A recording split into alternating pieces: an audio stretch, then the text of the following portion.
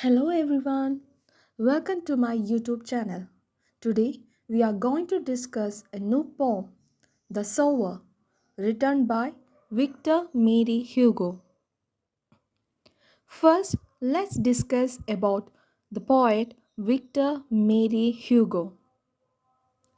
Victor Marie Hugo, born on 26 February 1802 and died on 22nd May 1885. He was a French poet, novelist, and dramatist of the Romantic movement. He is considered as one of the greatest and best known French writers. His best known works are Les Miserables and Notre Dame de Paris, which means the Hunchback of Notre Dame. The poem The Sower was originally written in the French language and it was later translated to English by Toru Dutt. Let's go through the poem. Sitting in a porchway cool, fades the ruddy sunlight fast. Twilight hastens on to rule, working hours are well nigh past.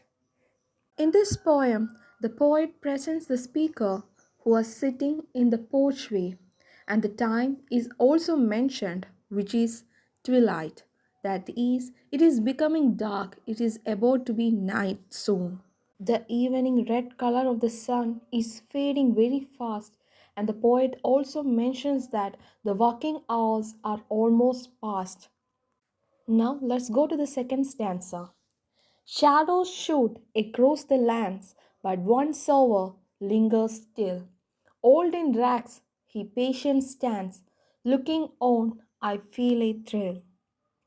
In the second stanza, the poet is saying that even after the working hours are already past, there is one sower who is still lingering in the field.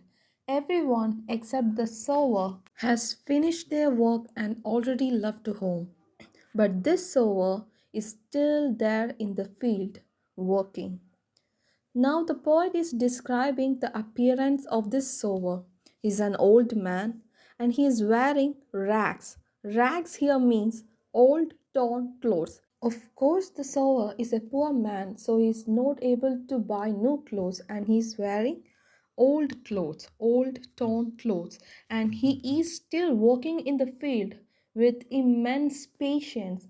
And the speaker who is sitting in the porchway is feeling very thrilled on watching the sower working in the field.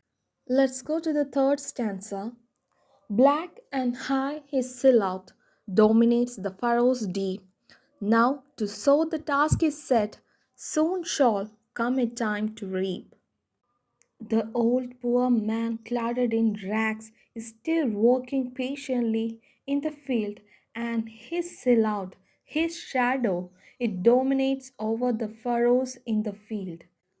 He has completed the task of sowing the grains, the precious grains all over the field. Now it's time to reap the harvest that he has already sown. Now let's discuss the difficult words. Reddy, which means red color of the sun. Second one, twilight. It is a time just before the night. That is, it is a time just in between the daytime and the night. The third one, hasten. It means be quick to do something.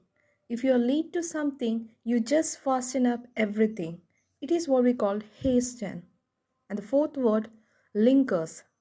It means stay in a place longer than necessary. Even if you don't want to spend more time in a place and you're still standing there wasting your time, we could say you are lingering there. And next word, silhouette. Silhouette means it is a dark shape seen against a light surface. It is clearly visible while we are seeing a shadow. Next word, furrows. Long narrow trench made in the ground by a plow. While we are plowing, we are making long narrow trenches and it is what we call furrows. Now it's time to discuss the poetic devices. First one, personification. Personification is a figure of speech that is used to attribute human characteristics to something that is not human. In this poem, the sower, twilight, shadows, silhouette, and height performs human actions. As you could see, these words are not human, but they have been attributed human characteristics to make it more interesting. Alliteration. Alliteration is a literary device that uses similar phonetic sounds in continuity to make an effect. For example, shadows shoot across the lands. In this line, we could see the sound s is repeated continuously.